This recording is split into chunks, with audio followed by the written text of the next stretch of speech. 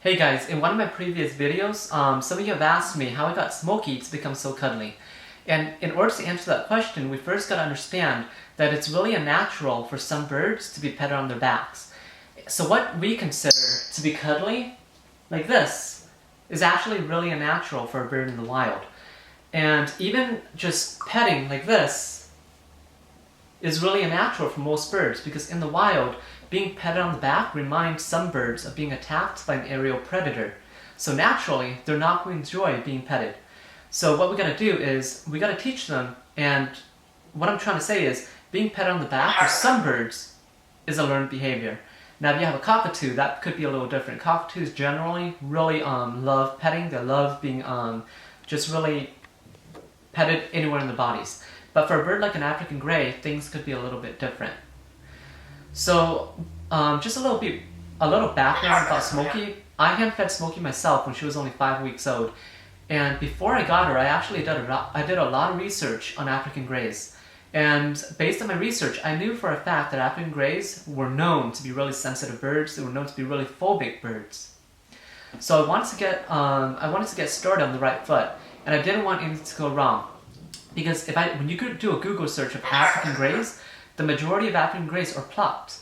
So getting Smokey, I was actually really nervous at first, and that really just motivated me to try to learn as much as I can so I can do everything right. Now, here's my tip for new bird owners who are raising a baby gray. If you guys go to a pet store, I cringe every single time I see a store employee handling the birds so roughly. I mean, sometimes I'll see like guys coming up and just stroking the birds really fast, really roughly, kind of like how they're playing with a dog. And even though parrots are really playful, really affectionate, some can be really affectionate, birds, when they're really small, might not like that.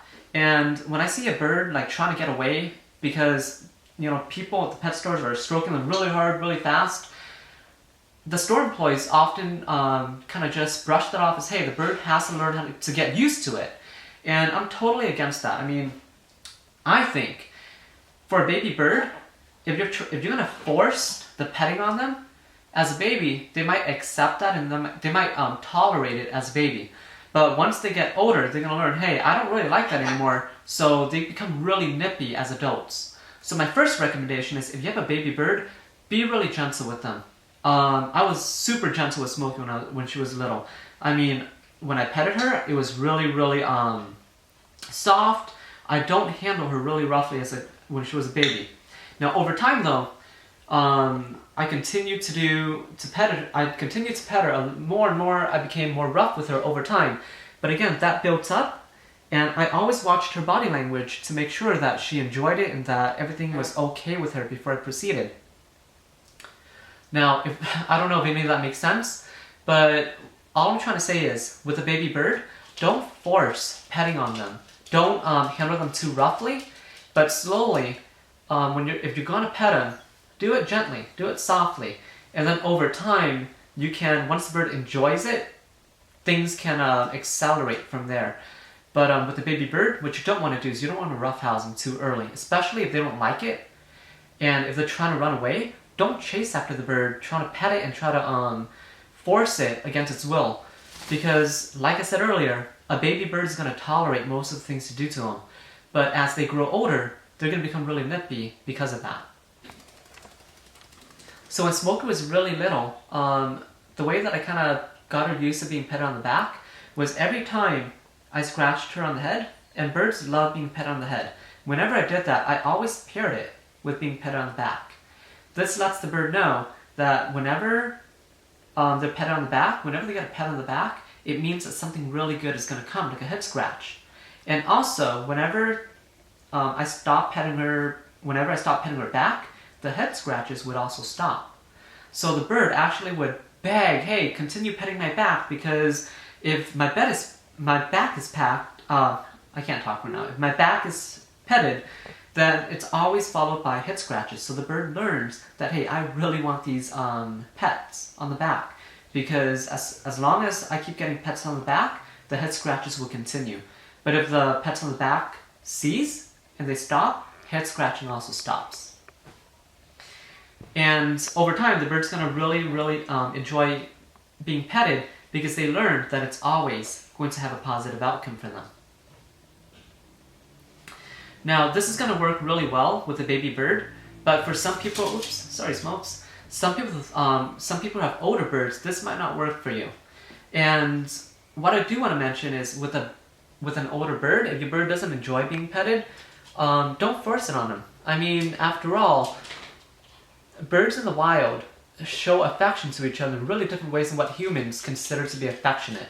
For example, in the wild, birds who are in pairs and are bonded, they don't lay on their backs next to each other like this. This is something that's a learned behavior. And it's easy to do with a baby bird, but for an older bird, it could be really difficult and challenging to do. So as the owner of an older bird, you just gotta accept that, hey, each bird is an individual, and if your bird doesn't enjoy being petted on the back, there's a lot of different ways that they can show affection and show that they are cuddly towards you.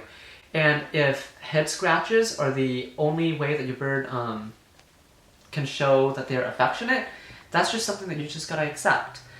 Because in the wild, again, birds generally show affection through adult preening, through head scratches and just scratching around the head area. Well, I hope this video helped, guys. So again, two important things to keep in mind with a baby bird. One, be gentle with them. If they don't enjoy being petted, they're running away, don't chase after them, don't force it on them. I always give Smokey the option. If she doesn't like it, hey, let me know that you don't like it through her body language, and I'll stop. But through her body language right now, she's showing me that she really likes being petted, so I continue to do that. And I let her know that, hey, the only time that you're going to be scratched on the head is whenever you're petted. So she begs to get petted. Also, one more thing, laying on her back.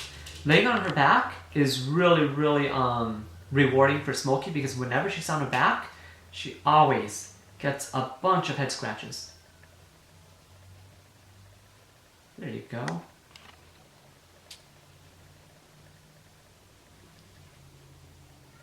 So again, guys, this is a really good example of pairing a behavior that the bird initially doesn't like with a behavior that's really reinforcing something that the bird really enjoys.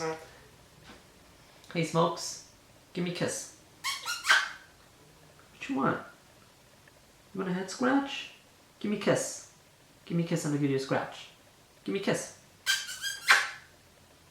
Hi, Smokes.